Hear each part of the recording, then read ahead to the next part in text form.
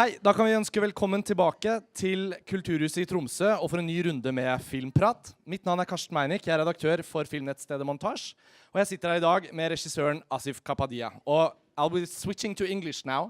Mr. Asif Kapadia, welcome back to Tromsø. Thank you. You've been nice to be here again. You have a history with this festival. We have history. Yeah, you have a history together, and that's it's a nice little anecdote. You were here with your first film, The Warrior, back in 2002. I think we've decided it was 2003. Right. And just to come full circle, I literally just introduced the film again, so it's showing again now, and it's still got an audience, which is great. Yeah. So yeah, I was first there in 2003, and then I came back to make a film here called Far North. And then I was back, and so we were working and staying here in Tromsø and working with lots of local crew. And then I've been here to show that film at the festival. I've been here for NUF a few times. I went to film camp to do Sources, the screenwriting workshop. Right. And then there's been a gap of a few years when I was invited and I wasn't able to come, or I've been working and we have kids. And then I was literally like dreaming, oh, wouldn't it be nice to go back to Tromsø? And I got the email, like the next day almost. So like, you know, never stop dreaming. Very important part of filmmaking is being a daydreamer. Yeah. And in the meanwhile, your filmography or the style and the genre and some of the stories also have taken interesting turns in your career. And a few days ago, you gave a masterclass here in Tromsø about the process of making the documentaries Senna and Amy and your forthcoming film Maradona. And we'll talk about that, and we'll dig into some of those things that you talked more thoroughly about the other day. We only have half an hour, but we'll try to be in detail as well. I'll try to be more concise. So one of the things we talked about the other day, and I think we should start off there, is the fact that you start off as a fiction filmmaker, sort of with a classical style. You talked about some of the inspiration for The Warrior being, you know, it's a samurai film set in India. Visual storytelling, not that much dialogue. But yet now you're famous and an Oscar-winning filmmaker for a documentary, and from the outside it could seem like a very weird transition. Could you start off talking a little bit about how you went from the fiction films into the documentaries? So my background came from, originally I studied graphic design. I was always interested in the visual media. I studied advertising for a short time. I then purely accidentally, someone said, would you be willing to help out on a just cover for me on a film shoot? So I went, okay. And at the time, I have to be honest, I didn't watch movies. I'm not a cinephile in that way, but I really enjoyed working on set. And I worked on a film and I was just a runner, and the DOP on that film said, I'm making another film in a few weeks. And so I ended up working on another film and another film. So while I was a student, in my spare time, I just worked on films. Right. And I loved being out on location, and I went from being a runner to being a boom person, and then I was a sound recordist, and I was a camera assistant, I laid track, I was a focus puller, an operator, a first AD, and on the train home I would just like try to write a script. And I thought the most challenging thing was writing a script. And then with my friends we started making shorts, which on U-matic back in the day, shooting on a U-matic format. Is this the early 90s? We're talking about, yeah, late 80s, early 90s. Right. And it was kind of just the fun of, it felt like joining the circus. So my love of cinema came first and foremost from being on location and making films. And then I thought I really want to do this. So I studied, and by studying I ended up, and it just seemed like at the time the obvious thing was always to write and direct fiction. Documentary wasn't really in the ether. And my short films became more and more successful, and then I went from shorts to, again, continued at film school and made first feature, second feature, third feature. So it just felt totally natural. For me, I'm a director. My job is to find a story, find the best way to tell the story, and the best medium. And maybe the length changes. I love short films, I love long films, I love television, commercials. The only thing I haven't done is music videos. I never really got into music videos. I love music, but I never really got into that universe. But I've done a bit of everything else. I also love kind of doing something new and having a new challenge. And so it was really the dramas, which is what I wanted to do, and they somehow accidentally led on to Senna, because somebody had loved The Warrior and asked me, would I be interested in doing a doc? And it's interesting also, just from a contemporary perspective, looking back at your films, there's this sort of mythic telling of legends, stories that's similar to the way we tell legends to, you know, almost to our kids. Meaning that, you know, in The Warrior, it's a bit literal because the film has that aspect. But Senna, about to those who don't know, the Brazilian Formula One driver Ayrton Senna. Amy, about the iconic British singer Amy Winehouse. And Maradona, your upcoming documentary, also a legend. Could you say something about what type of stories that attract you? And do you see like this pattern as your interest in these ideas for stories? It's a good question, because I guess I quite like mythic characters and epic stories. My fiction films were more kind of world cinema and I suppose art house cinema. I've always been interested in characters and the landscape and the world that they live in. And part of the fun of making movies is going to a new country and trying to, you know, using the story as almost like a way of getting into a culture and understanding the rules of a place and having fun with those kind of rules and aesthetics. And weirdly enough, the documentaries that I've been making are kind of almost blockbuster documentaries. They're big, famous people with a huge fan base to begin with. But I guess the thing that binds the drama and the documentaries are they're kind of slightly anti-heroes. I'm interested in the darker characters. They're not the people that essentially, to begin with, everyone thinks, oh, they're great, I really like them. Often there's the people that people think they don't like.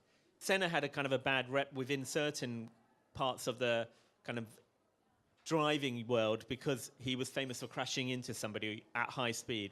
Amy, people might have loved their music, but they didn't necessarily like her as a person.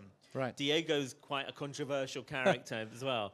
The Warrior was based on a killer, a guy who kills people for a living and has a kind of change in his life and a moment which spins everything around, and then he goes on a spiritual journey. I'm also quite interested in magical realism and that idea of spiritual journeys and somehow, you know, where are we in the whole grand scheme of things? What do we stand for? And I think there's an element of that binds all of the subjects. Right. And I think it's interesting what you say, that because a lot of filmmakers probably end up finding themselves defined from the outside as this or that. You're a fiction filmmaker, you're a documentary filmmaker, you're only making comedies, you're only making this. Because there's this whole industry that kind of puts people into categories, and critics. But you talk about that feeling of being a storyteller, being a director, and there's story and character in any kind of genre that you approach. When someone comes to you and say, would you like to make a documentary about Senna? Could you tell, like, what did you feel? What did you think? Why do they ask me? So it's interesting because everything has a kind of personal layer to it. With Senna, the honest truth is I'm a filmmaker, and I've seen there's been a certain type of kind of serious film director at the time, art house film director, whatever, niche almost. But I'm a huge sport fan. So when the chance came to make a film about a great sportsman, I just thought, I love that because I've spent my life watching sport, playing sport, so this will be a change. And I really didn't know much about him as a person. And the more I learned about him as a person, the more I thought, this guy is incredible. He's so charismatic. If anything, he's much more of a movie star than most of the movie stars. This guy has a presence. The things that he believes in, the things that he does, it's all real. You know, he's putting his life at risk every single day. He's not pretending. There's no safety net. And so I remember it started off as one thing, and then during the process of making a film, there's a bit of a personal journey that I go on, which is, what is it that I like about this character? What is it that makes this project personal? So I'm really willing to spend 5 years making it, and I'm going to fight for it and fight for that character. And you hope, you never have any guarantee, you hope you fall in love with a character. You hope there's something about them that makes you think, I love this person as much as any fictional character I may have written. Right. And with Senna, I absolutely fell in love with this guy because of what he stood for and what he believed in. It were really, really positive ideals. And even though the film has, if you haven't seen it, it's kind of quite a tragic ending, the guy, a lot of people who see the film fall in love with him. And that was really, that's my journey making the film. Amy was the same. I wasn't a huge fan of Amy Winehouse before I made it. I had her music. I never met her. I never saw her live. My aim isn't to try and find subject matters where I'm already a fan. I quite like the idea of going on a journey. I become a fan through the process of learning about them. And I hope the audience go on that same journey when they see the film.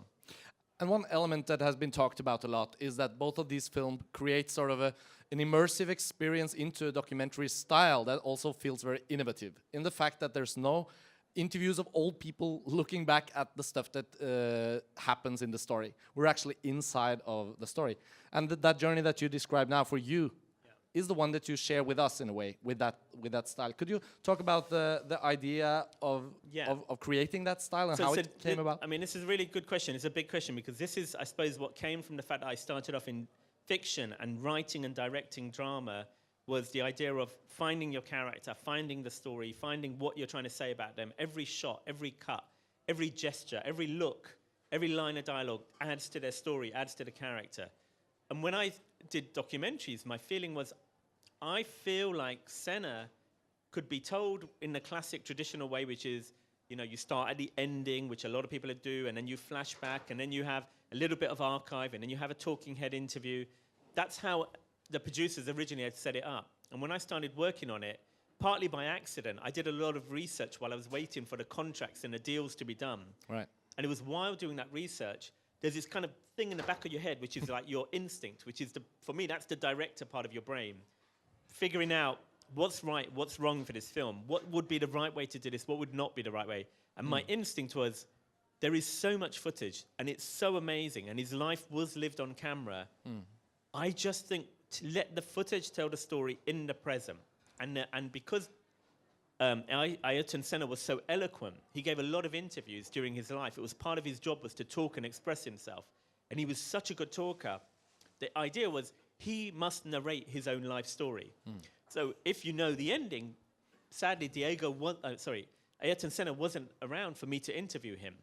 But I was thinking like Sunset Boulevard or something like that. This idea is this film will be narrated by somebody that only at the ending do you understand they're not around anymore. Right. And that became, so a lot of the kind of, I suppose, the references for me when I'm making documentaries are not other documentaries, but movies. Right. I had a big reference of Raging Bull. I love Raging Bull. And you know, the boxer Jake LaMotta may have had 100 fights, 150 fights, but in the film there are 7 or 8 box fights. And each fight is slightly different. Visually it's different, but also each fight is there to serve a narrative purpose. And for me, the races in Senna, there's only a certain number of races you can show. Each race has to be a pivotal point in his life, his career, and his character, and has to move his character on. So it's always a good rule to say there's only going to be 7 or 8 races. They've got to be the most important ones, and visually each one is slightly different. Same with Amy Winehouse. There are only certain songs you can put in a film because it's not a load of kind of YouTube clips of her performing joined together. There has to be drama. There has to be narrative. And with Amy, it became very clear that the kind of action sequences, so to speak, were her songs, were her performances. Because they're so personal, the songs are like pages from her diary. And that's when she's the most honest. She's most honest when she sings and when she writes those lyrics down. And they were really personal. And I remember thinking that will be the spine of this film. So a lot of it is doing research to figure out what's the spine, roughly what's the beginning, the middle, and the end, and how are we going to show this? How do we make it as cinematic as possible? So you have a lot of challenges facing you on these projects. I think you've talked a bit about the fight to get that style through on Senna, no interviews and doing that. And then at the same time, you're also fighting against the fact that documentaries are regarded as, you know, cliche is that it's less cinematic. It's for television or, you know, now streaming, you know. But you want them to be theatrical experiences. They have the feature film format, and you talk about, you know, the narratives themselves having that kind of arc.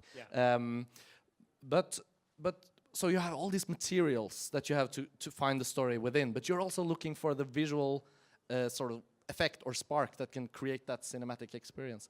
What was the most challenging part to get that style through? Or okay, so it's a really, really interesting question because so when I was doing fiction films, because I come from a kind of a visual background, I was, like many people, really obsessed with the image, the frame, the design, the texture, you know, shooting on film. I started off shooting short films on 16mm. I did features, anamorphic film. I did films on Super 35, you know, the big epic widescreen. And then, weirdly enough, I've now gone into doing films where it's the opposite, where I love the imperfections. I love the texture. You know, I've got films that are YouTube clips and, you know, some of it might be kind of VHS or mini DV or you name it. You know, some of the worst quality material you can imagine I've put on a big screen around the world.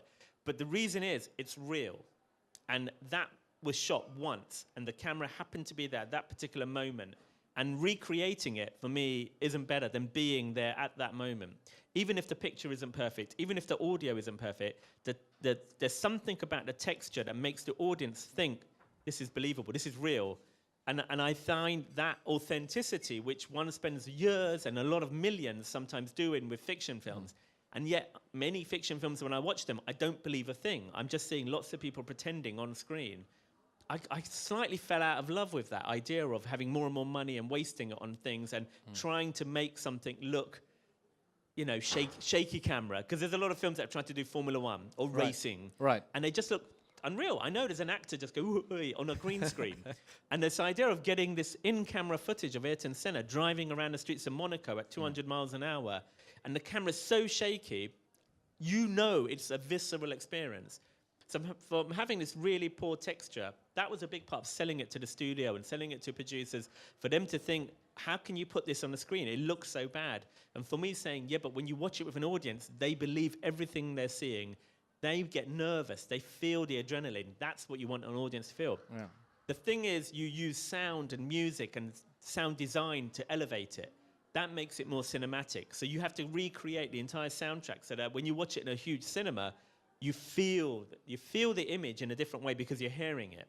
And that's a big part of my job. Again, that comes from doing this on drama films. I'm used to having these crews and the money and the budget to do lots of post-production and sometimes visual effects or whatever it may be. I take all of those tricks and I put them in documentaries. And what I'm hoping is I wanted to kind of create a genre somewhere in the middle of drama and documentary. It's a space somewhere in there. I really hope that we will see a lot of filmmakers, you know, picking up the baton from that style and trying it out on different types of stories. And you went from Senna, which is exhilarating also because of its milieus. Like, he is a race car driver. As you say, you take us inside, use that footage from inside the car. And then suddenly it's Amy Winehouse. And that story is, well, it has the drama and the character and everything that might be similar to Senna, but it's also different and raw, and the honesty of her texts in her lyrics and the way her life tragically ended. It must have given you sort of like a challenge that was different but similar. And you had to find that honesty in the material, but the material must have been sort of different than from Senna. It was hard because with Senna, I knew this footage existed because the sport is on TV. There are certain people like Bernie Ecclestone who we knew who controlled the sport. We had a massive amount of archive, which essentially came from one key source, the Formula One archive. Right. So once we had them on board, once we had the family on board, we knew we had most of the key sources. With Amy, there was a lot of footage available of her performing on stage, most of which she really was not in a good way. What was lacking was anything before that. And Amy was a very different journey. Amy became a journey of meeting her friends and her family and her first manager, the people who knew her before she was famous. And one by one, chatting to them, they were all in mourning because I started that film very, very soon after she died. It was only a year after she died. Most people had never spoken. The people who really knew what was going on had never spoken publicly. So it became, rather than filmmaking, it became almost like therapy, where I would meet these young people in London and I would talk to them, and you could see they were sick. They were really unwell and traumatized by what had happened to their friend. Right. They did not trust the media. They did not trust journalists. They did not trust newspapers. So they just thought I was going to be another person who was going to come along and take advantage of her. Right. So the challenge became to try to talk to them, to make them realize I really want to try to listen, to talk to you, and to try to show the line that always came up. What version of the film are you going to make? Are you going to show the real Amy? And that was their kind of attack on me. Because the person that they felt was on screen, that everyone saw looking in a really bad way, stumbling around on stage, that's not the real Amy. The real Amy is the person before Back to Black was even written. The person before she was had a problem with addiction. And I'm like, I don't know who that person is. I never met her. Unless you tell me, I will never be able to show it. So there was this really long journey of getting to talk to people, doing audio interviews with a microphone on a table, essentially in the dark. I'd turn off the lights. There was no camera. It was just a microphone, and we'd chat. And they would talk and cry, get all of these stories off their chest. And once they've cried and they talked about it to somebody impartial, they felt better. Yeah. And that person led to the next person, led to the next person. And I think I interviewed about 120 people on Amy. Right. Because there was no book that I could go to. We had to find the story ourselves. And I talked a little bit about some of these stories having similar sort of mythic, legendary people as the starting point. But one of the many, many great qualities I think about Amy is that we get to see what happened to her that we remember from the news, from the, everything. But you found sort of the other story within or behind the legend or behind that mythic sort of modern myth. I think it was undoing the myth. The myth was she was just this messed up junkie. Right. Not very clever. She's a fool. It's all her fault. She got what she deserved. It wasn't a shock that she died. And then the person that I heard about was funny, was intelligent, was beautiful, was witty. She wrote all the songs. She wrote the music. She was incredible talent, but also she was a really decent, amazing human being. So how did she go from there to there, such a short space of time? And so really the journey with Amy was, you think you know the story, but you don't. Right. You don't know anything about her. Reason being, none of us saw her. None of us knew her before she became famous. And the real person was the one before she was famous. And so that was the aim of the film, was to, even if you were a fan of her music, most people didn't think much of her as a person. And I really, when I got to know her and heard about her and saw her, it became like a personal mission to show the world what she was really like. So let us know a little bit about that process of you working with this material. There's a scene in Amy that you showed in the masterclass. Unfortunately, we can't show it again here, but it's a very striking scene in the film where she records the song Back to Black. And you told us a little bit about how that material was found, how you worked on it, how your editor played with it, and how it kind of found its place in the film with the lyrics also as, the typography on the image. And that seems to serve as a good example of many of the scenes in both of these movies. So, the film is showing later on at 5:30 at HT. Yeah, just so you know. Run for it, people. If you haven't seen the films, they are screening at the festival. It's quite good. So the scene that you're talking about is one of her most famous songs, Back to Black. The moment when she actually recorded that song, somebody happened to be there in a studio. It was recorded in a studio in New York. The producer's Mark Ronson. If you have seen the clip, it's kind of on YouTube and everywhere. But, there's only two people there. It's not like a huge band because the musicians were recorded separately. The Dap Kings are this really cool New York band from Brooklyn. And the camera person was there making a documentary about this band, the Dap Kings. And they're from Holland, I think. So they went over there, shot this documentary about this guy. The producer of the Dap Kings was Mark Ronson, so he films Mark Ronson. And then one day this girl walks into the studio and starts singing, so he just keeps filming. And that girl happens to be Amy Winehouse, who at the time was not famous in America because her first album never got a release in the US.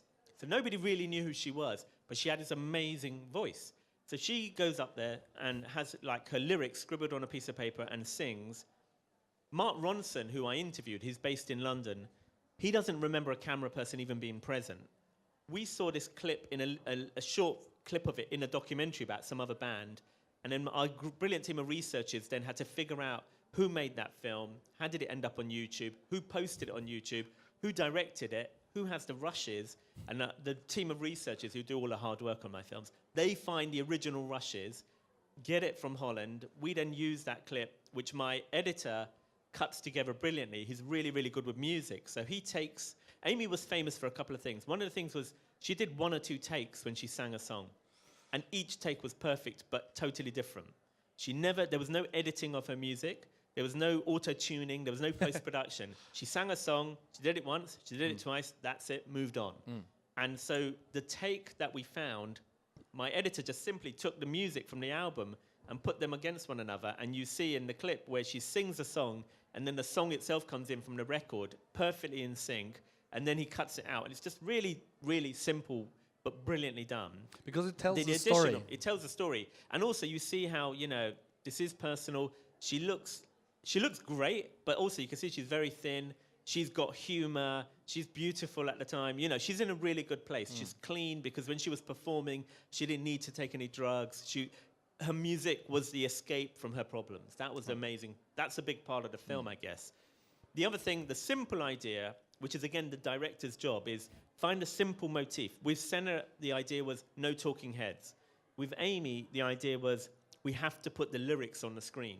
We have to use the lyrics as part of the narrative, because once you read the lyrics as she's singing, you stop just listening to the tune and the melody, but you understand what she's singing is about her own life. It's a page from her diary. So the lyrics are all on screen during the song. So you understand in the film that every person she mentions is a boyfriend, or is a friend, is a husband, or her dad, or, you know, a reference, Donny Hathaway, whoever it might be. These are all parts of her experience. And all of that comes together in what on paper looks like a very simple scene, but it somehow works quite nicely.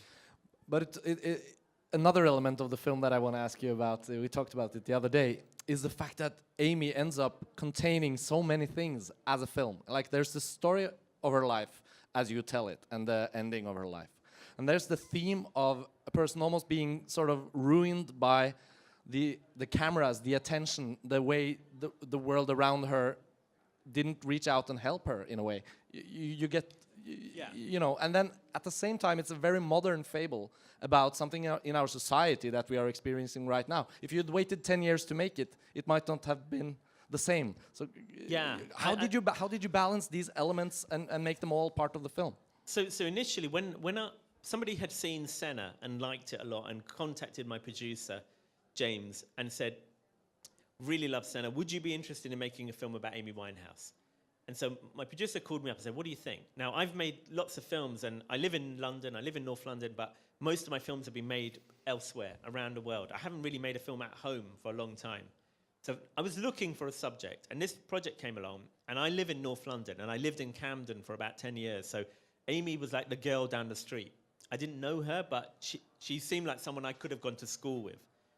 So the project comes along, and I just feel like this is a film about her. I never really understood why her story, in this day and age, how can someone die at 27 of addiction? I didn't really understand.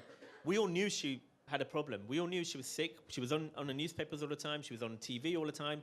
I'd never understood why nobody protected her. And I'll be honest, coming from a drama background, I've been a first AD. When you're on a film shoot, my job as a first AD is to make sure we're on time, on budget, we get all the shots, but nobody gets hurt. So I remember thinking, well, whose job is that in the music business? Why do young people die all the time in the music world, and everyone celebrates that they died young because that's rock and roll? That's bullshit. That's stupid. You know, these kids should not be dying. So I never really understood. So I thought part of me was interested in that. As we started making the film, it was a film about Amy. It was a film about her life. It's a film about the arts. It's a film about someone who wants to express themselves through music. A Jewish girl from North London who's into jazz and hip-hop. I love that. I love the fact that it was a film about my city and how creative the place is, but also it was a particular moment of time when the tabloid media was its most aggressive and nasty and picking on people, particularly the weak, and putting them on the front page. And it was, interestingly enough, the switch from print newspaper to digital. So rather than there being one picture on a newspaper, suddenly when there's a website, they need to keep updating the website so more people click. And the nastier the picture of someone like Amy, the more people click on it. And that's the way you sell advertising. So the whole thing became a film as much about the entertainment business, the music business, but also newspapers, the media, and people, journalists, the audience, all of us, it felt like we're a part of this narrative that somehow played a part in the downfall of this young girl in front of our eyes who people just seemed to enjoy the fact that she was looking messed up and they laughed at her. I met a lot of people who went to see her in concert, even though she was in a bad way, just to say, I saw her before she died. I met journalists who interviewed her who used to go out on Halloween dressed up as Amy Winehouse, and they never thought there was anything wrong with that. And I now was being interviewed by those same journalists when I made the film. And that was the interesting thing about making it so soon after she died. They never thought they were hurting anyone. No. They never thought. Paparazzi said to me, I never thought of her as being human. She was just work. And at the time, there were people like from the military whose job would be to sit and sleep outside her house to get a photo. They weren't artists, they weren't photographers. They were literally people from the military who would sleep rough, who would just get one photo, could make their, they'd earn enough money for 2 years by selling one image around the world, an awful image of her, generally. And the film is really... It's a comment on all of this. Yeah, it's about that, and it makes the whole film very rich also as a The other thing that's interesting that we talked about a bit yesterday, which is that because of the nature of the time, this isn't an iPhone film. This is a film pre-iPhone, when everyone had mini DV or they had like handheld video cameras. And what happens is, one of the rules in fiction is don't look in the camera. You know, that breaks the kind of rule of, you know, we're making stuff up, you know, we're pretending. So you don't really want people talking to the lens or looking at the lens. What was really interesting with Amy was she was always performing to the camera when she was young, but the person holding the camera changes during her life. So the very earliest footage, it's her best friend who's like 12 years old filming Amy, and Amy sings happy birthday to her, and she looks straight at her friend. The next person holding it is her first manager, Nick Szymanski, when Amy's about 16, and she flirts with him and she sings to him. And later on, the camera's held by her boyfriend, who's slightly starting to take advantage of her. The next person will be like the media. She's now on TV. She's singing on the television. She's performing on David Letterman. She's on the Grammys, and she sings into the lens. And then later on, it's the paparazzi who are physically attacking her, and she's literally punching the camera. And so I thought it was really interesting that all the way through, she looks at us, and she's almost, we are these different people in her life, the audience. And that had a really interesting effect, I felt, when it played. That makes it very, very much like we feel guilty or responsible because we are the person chasing after her in the street, and she's running away from us and terrified of the lens. I know you're about to go and introduce Amy at a screening here in Tromsø. I've just done the intro. Yeah. So our time is slowly running out. So before we close, we have to mention the fact that you've also directed now, after these documentaries, or during your process with Maradona, which is still not finished, we're looking forward to that, you've also directed 2 episodes of the series Mindhunter on Netflix. With David Fincher did the first 2 episodes, and then you did episode number 3 and 4. Yeah. We didn't get to really talk a little bit about it yesterday, so tell us a little bit about that transition. You've been in fiction, you've done all these films, and you go into documentary, make these innovative films, and now suddenly you are making a drama series, a thriller series with David Fincher. How did that happen? It was great. I mean, I've always done drama and docs. The docs had just been more well known, I guess. And then, luckily, really amazingly, David Fincher had seen Senna and had liked it, and the person who gave it to him was Brad Pitt, which is kind of mad. And then I think Steven Soderbergh, who's his best friend, loved Amy. So there was this really weird kind of Hollywood story, which I have no part of. I was in London, didn't know about it. But anyway, they all liked Senna and Amy. And I got a phone call from my agent, and they said, would you be interested? So I met with David Fincher for breakfast, very Hollywood, in LA, in a hotel. And he had this TV show that he was putting together. I knew the writer, because the writer was from London, Joe Penhall, a playwright from England. And it just really, sometimes you just got to be lucky. You've got to be in the right place at the right time. Very, very much coincidentally, Mindhunter is about a couple of characters who go to prisons and interview killers, serial killers, to understand what made them tick. Where did they come from? Their family background, their relationship with their parents. You know, what was going on in their life that made them flip and start doing the terrible, horrific things that they did. Yeah. There's a series, and they're based on real people, real interviews, verbatim. So when I had my interview, I'd just come out finishing Amy, where I said, well, weirdly enough, I've just 120 interviews. I've just been doing audio interviews, trying to understand what happened to all of these people and how someone died. You know, I feel like it was an investigation. So the job that I had been doing for the last 3 years was exactly what the characters do. And so that process of just doing audio interviews and talking to people to unravel them, to understand the relationships with their family, their parents, their siblings, and, you know, what made you cross over the line, when did the addiction become a real problem, etc. That's kind of what I've been doing. And whatever, that seemed to work. Also, David's very, very, very intelligent and technological. He does all his posts on iPads and computers, and it's kind of the way that I work when I'm traveling. I have all my work and my edits on my iPad. So he liked the fact that I worked that way. And then that was it. We ended up doing the show. We were shooting in Pittsburgh this time last year. I was shooting. I was in America previously shooting during the American election, which was a very surreal thing because it was a swing state. Pittsburgh was a swing state, so you could see all the signs for Trump up everywhere, and you thought, I think he's going to win. This is literally just after Brexit bullshit had happened, or Brexit, as we should all call it, had happened in England. So I was there during all of that. So it was another thing of a really great experience to get back into drama, which I really want to go back to. But to learn from a master. David Fincher is the most amazing perfectionist you will ever come across. but a really giving, really sharing human being. So I had a great time. So there's rumors of a second season. Would you love to go back to do more on Mindhunter? I'd love to go back if I could. Yeah, if they asked me. Yeah. And you're finishing Maradona. So just to end this talk on that note, like what is it coming out Maradona this year? You think? I mean, my editor is working away right now, Chris King. We're in post. We're trying to complete it in time for the big festivals. Berlin is too soon, but the ones after that, we'll see, hopefully. Is that a conclusion to that as a sort of like a documentary trilogy, or would you like to do more of those? It feels like it. I mean, you'd never say never, but there's something about Senna, Amy, and Diego. The twist was I didn't have Senna or Amy Winehouse, unfortunately. They were not around for me to talk to them. Diego's around. I was there this time last week, talking to him, interviewing him, playing football with him. I get so starstruck. Just in his living room. I get so starstruck. It was kind of crazy. You've been with Diego Maradona last week. I touched his left foot, but I won't go into that story again. So we're working on that now. He is an amazing guy. He's very charismatic. He's a bit crazy. He creates chaos everywhere he goes. So at some point, we're going to cut this film. I'm going to have to go back to his house and show him the film, which will be interesting. Right. And then, that's where we're at. We can't wait to see that. Hope you come back to Tromsø, hopefully with that, or as soon as possible. Always a great pleasure to talk with you. Asif Kapadia, thank you. It's always really nice to be here. Thank you, everyone. Thank you, everyone here. Good.